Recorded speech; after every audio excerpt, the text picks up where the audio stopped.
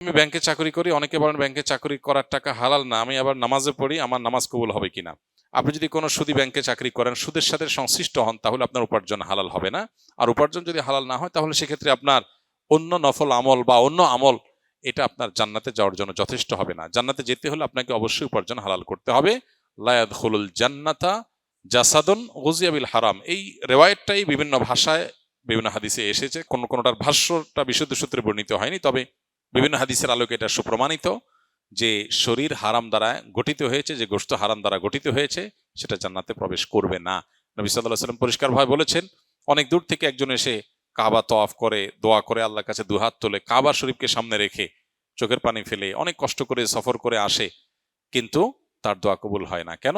কারণ তার শরীর, তার কাপড় চোপড়, সম্পদ সহায় এগুলো হারাম দ্বারা গঠিত হয়েছে। এই জন্য ব্যাংকে, যদি ব্যাংকে আপনি চাকরি করছেন, সুদের কারবারের সাথে জড়িত আছেন, নবী সাল্লাল্লাহু আলাইহি ওয়াসাল্লাম বলেছেন, লাআনাল্লাহু আকালার রিবা ওয়া মাকালাহু ওয়া কাতিবাহু ওয়া শাহিদাইহি।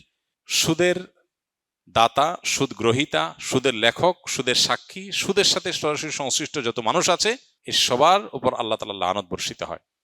সেজন্য আপনার হারাম উপার্জন ছেড়ে হালাল উপার্জনের দিকে আপনাকে আসার চেষ্টা করতে হবে।